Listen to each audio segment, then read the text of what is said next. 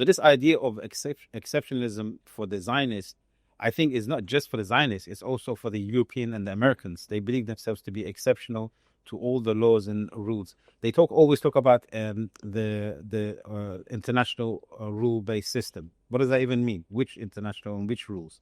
Who came up with these rules? What even are the rules that you decide to apply to others? Research and author Reza Vedadi, who's joining us from the British capital, London. Mr. Vedadi, welcome to the program. Give us your thoughts on the anniversary, 6th anniversary, basically, of the first ever retaliation against a U.S. base in the post-World War era. Many guests that we've talked to here on Press TV over the years, they share the view that Iran's retaliatory missile attack on the U.S.-run Ain al-Asad base in Iraq was a major psychological breakthrough, in fact, setting an example for other countries to take retaliatory action against the U.S. Do you see it in that light as well? You can see it in that light in the sense that Yemen also took advantage of this position and was freed. And also you have to take into account that the missiles used from 6 years ago, Iran has greatly increased its capabilities in quality and quantity, in the sense that Iran only demonstrated, and its aim was, if you bear in mind, to demonstrate to the United States its capabilities. If Iran had wanted, even back then, 6 years ago, it could have easily destroyed all the bases and not leave any of them untouched. However, Iran wanted to demonstrate its capability, which it did, and I believe the message was received in the United States and its proxies, Israel. And I believe that Iran was able to use its doctrine updated to the point where they now believe in preemptive strike if they feel that Israel or the United States is about to strike. So I think a lot has happened in the last 6 years. Iran's capabilities has grown immensely. It helped Russia in its war against Ukraine. It provides, as far as we know, it's also provided some capabilities to the Venezuelans to defend themselves against the United States. So the case by the United States and Israel and its allies, they all know that Iran's capabilities are able to wipe out Israel and all the bases of the United States within, a short period of time. Now it's the decision of who's willing to who passed the red line. Is Israel about to collapse? As we know that one of the judges that was on the case of the Israeli prime minister, the war criminal who's wanted by the international courts, he accidentally happened to die in a car crash. So we know that Israel is falling apart. Now we have to see what America would do to try and prevent that collapse. Let's go back to Mr. Tim Anderson in Sydney. Mr. Anderson, picking up on what we were just discussing with Mr. Vedadi, our guest in London, many of the analysts and commentators that we've spoken to here on Press TV believe that Iran's attack on U.S. bases in Iraq actually shattered the myth of American invincibility. Pick up on that notion for us, please. Well, I wouldn't go that far myself. It was important that Iran responded. I think, and there's a principle here which I have to remind myself always, that commenting on the way other people conduct a war or defense is really always an irresponsible thing to do, because we outsiders are never responsible for the consequences of what we say and what we suggest and so on. So it's up to the authorities in Iran to decide how they respond to the aggressions committed against them. And there have been many aggressions committed against Iran and the Iranian people. Because they have to bear in mind, they have a lot more information. They're responsible for the consequences. They want to control potential escalation, because escalation is always a unpredictable thing, which is extremely dangerous and so has to be taken into account. But nevertheless, I think a lot of us were disappointed that what was called by the leader a slap at that time was so relatively mild. The Iranians have been conducting their retaliation in an extremely restrained, civilized way, to the point that it's almost like someone is practicing Queensberry rules boxing against some street fighter who is, stabbing you in the back, basically. It's hard to understand really the level of restraint. Now, we've seen since then, since the the strike on Ain al-Asad airbase in Iraq, where all of the personnel were evacuated. And later on, it was said, after initial denials, that many dozens of them had concussion from those huge missiles, basically, but no one was killed. And so in a similar way, the strikes on Israel have been progressively increasing as the Israeli aggression mounts. But the Israelis have killed many, many people. They killed over 1,000 people in June, really. And the level of destruction was great from the Iranian retaliation, but very restrained in the sense very few people were killed. And the Iranians give, I think it's even, the restraint is much greater when it comes to the US, because as much as the Iranians are capable of hitting the US bases around the Persian Gulf, it's fairly clear that they don't want a full-scale war with the US. And they're trying everything to avoid that, basically. And that's a weakness. It's seen as a weakness by the enemies, basically. It'll be exploited as much as they can. It's why the Israelis make the first strike, and the Trump made his strike, supposedly to end the war and save the Israelis. But nevertheless, neither the Israelis nor Trump gave any notice to the Iranians of the strike they were carrying out. So it's concerning to some of us that Iran is conducting its self-defense in such a restrained way, when we know that their capacity is far greater than that. And really, many people around the world are looking forward to a much harsher response from Iran if the Israelis attack again. Reza Vidadi in London, would you like to respond to the thoughts shared by Mr. Anderson? Yeah, I mean, I don't necessarily disagree with Mr. Anderson's comments. However, we have to bear in mind that Iran doctrine, and I've said this before on Press TV, is based on Islamic concept and Islamic ideology, that it uses self-defense. It doesn't attack, and that's the Islamic teachings when war takes place. And that you don't harm unwanted, or you don't harm civilians. And one of the comments was made that, I believe from one of the commanders, that the soldiers, we don't have any problems with any American citizen, even with the soldiers, because the soldiers in the United States soldiers are following their presidents and their leaders, direction. They're not responsible for the actions of their government. So we intentionally don't want to hurt their soldiers, even their soldiers.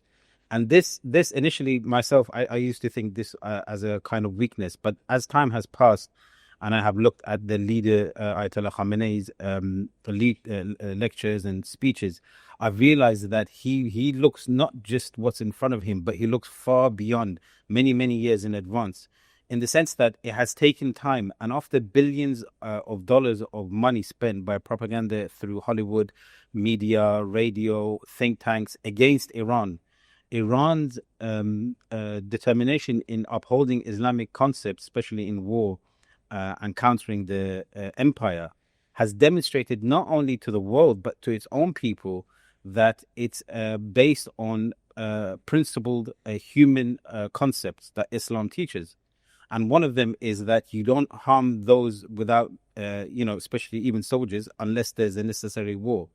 So I think now that we've gone past, and since, as I said, this week, the Iranian authorities have accepted that a preemptive strike is permitted, now that there's so much threat from Israel and United States, we've come to a red line that Iran itself now has decided that it's not going to be any more strategic patience and hitting here and there. It's going to be full-blown war if the United States and Israel attack. And I think the reason for that being is Iran has had enough of showing patience to a group of people, the United States and Israel, and they take advantage of Iran's patience and, as my colleague said, following the rules of engagement. So I think things have changed in the last week specifically.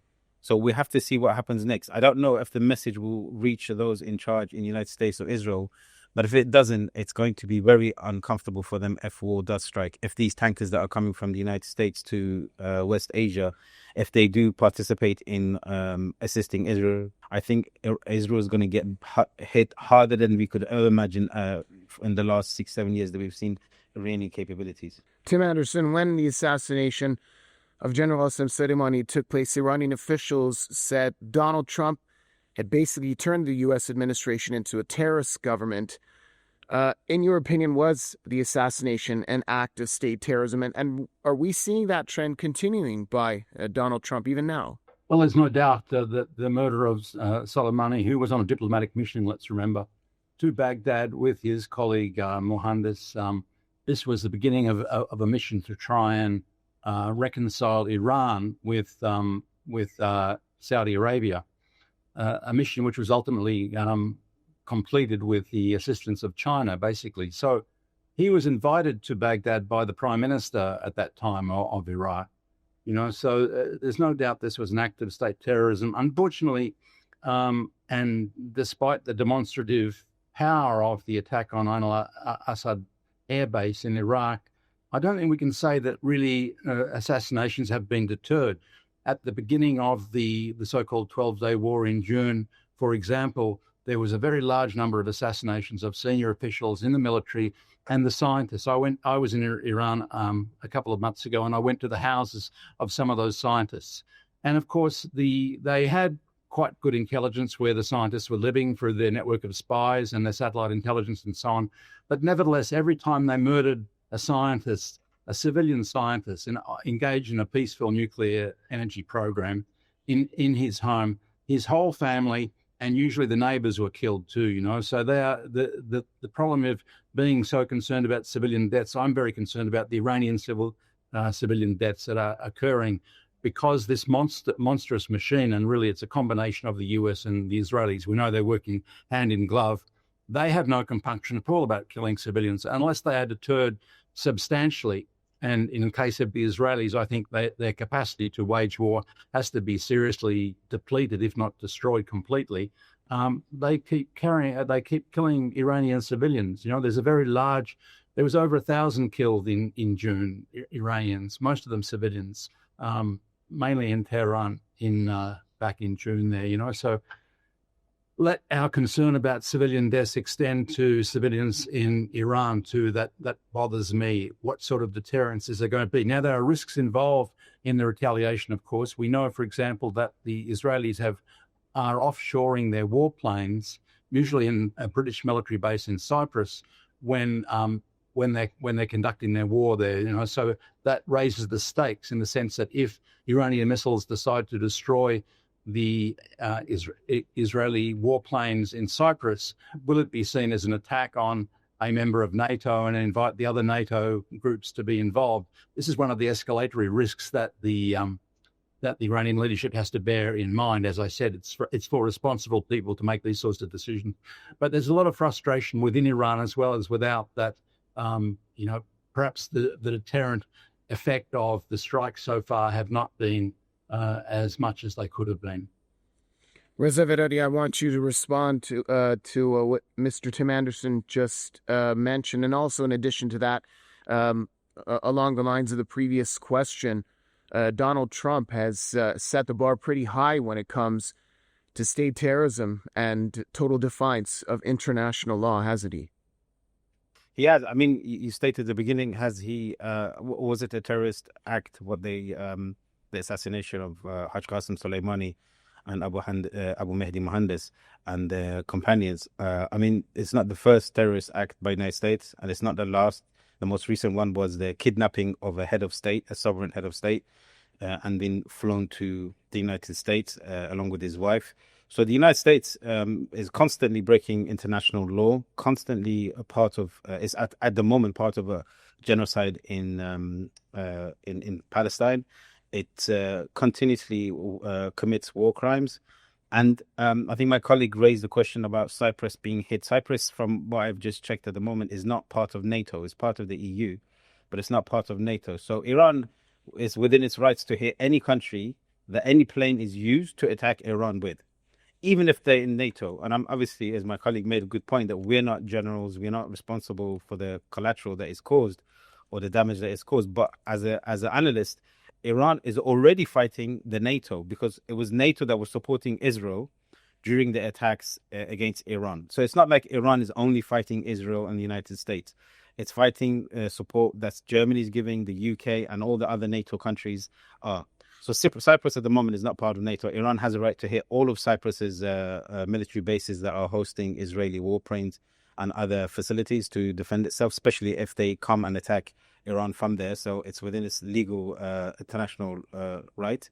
But I think until America is put in its place militarily, it will continue to use its military. And I think one point I want to make is the United States has become really adventurous much more in the last few years.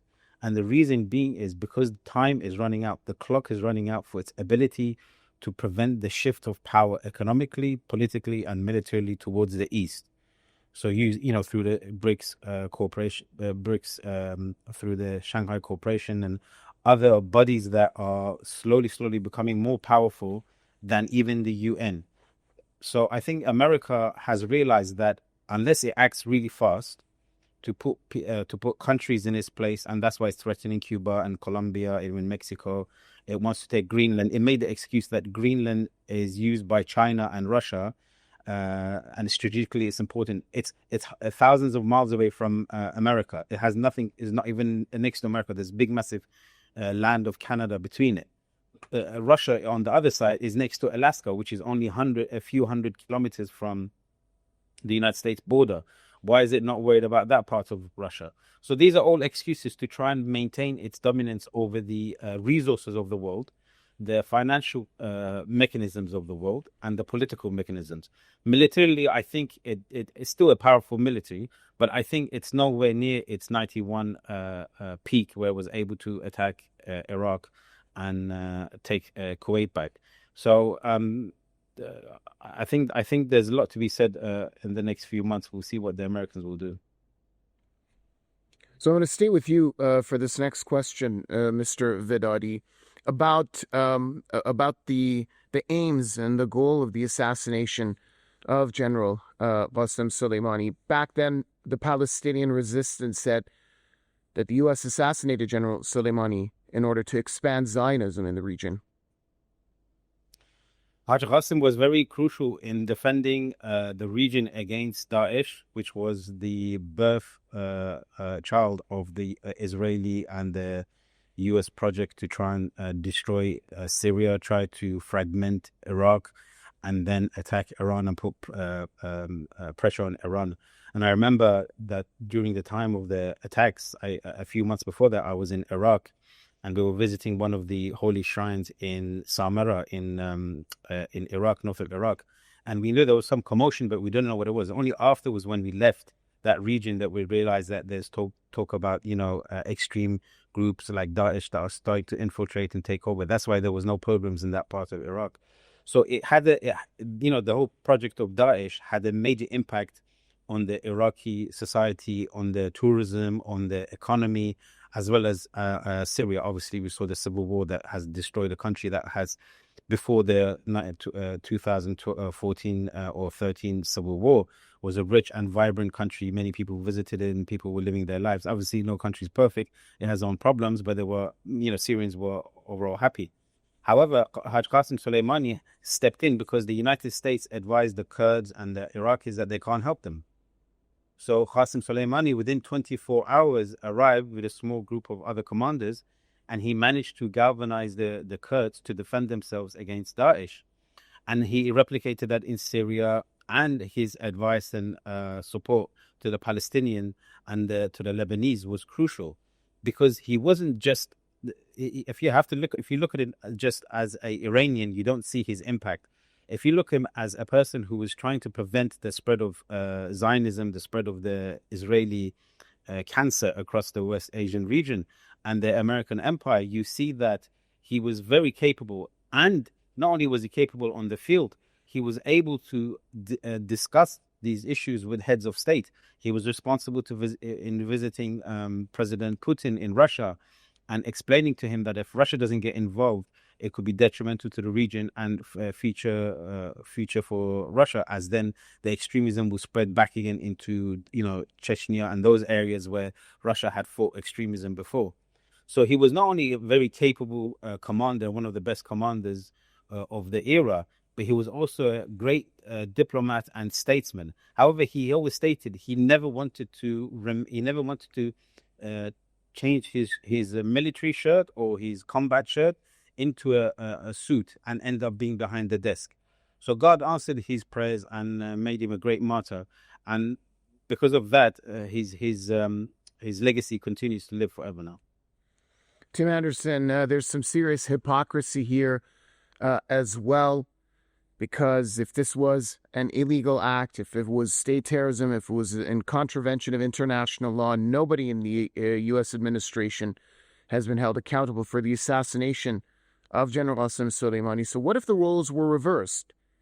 If Iran or any other country had assassinated an American general in a third country, we wouldn't be having this discussion about whether it was legal or not, would we? No, but let's understand one thing. When we talk about imperialism, imperialism is founded on double standards. The empires have never regarded themselves as subject to international norms, international law. There is no time at which the US, with its exceptional ideology, and the Israelis are trying to copy that by talking about their own exceptionalism, except that they're subject to rules. You know, you've seen a lot of it recently with Zionism saying that we aren't subject to the same rules as other people, and that our people can rape prisoners and all the rest of it. You know, the US has been saying this for well over 2 centuries. You know, there is no, they have always demanded impunity for their troops when they're asked to go and assist any other country. You know, a terrible mistake that countries made. Unfortunately, Iraq made it again in 2014 when they asked for assistance against ISIS, and really now they're still having trouble getting, Iraq is still having trouble getting rid of US troops there, and the occupation is still doing a lot of damage, institutional and cultural damage in Iraq there. So they don't accept, you know, they've passed laws to sanction ICC judges and even contemplate the invasion of The Hague if any US people are held there. You know, there's always been this foundation in imperial ideology that they are not subject to the same laws as everyone else. So really, it's a little bit trite in a way to talk of hypocrisy, because the entire system of imperialism where you are trying to dominate the world, and let's not make any mistakes about this, this is a global dictatorship, or a wannabe global dictatorship. They have the whole world divided up into sections. You know, West Asia is covered by CENTCOM, which has its headquarters in Qatar. There's AFRICOM, there's SOUTHCOM for South America and Latin America. So they really think that they're running the world, or they should be running the world, basically. And there's no question that they think that international law applies to them. They don't think that. And that's why they don't think when they see Trump go and kill dozens of people and kidnap a head of government in Venezuela. They don't think twice about that. Even the genocide in Gaza, you know, which the US is completely behind. It would be wrong to say this is just the act of the Israelis, the genocide in Gaza. The US has been deeply involved from the very beginning.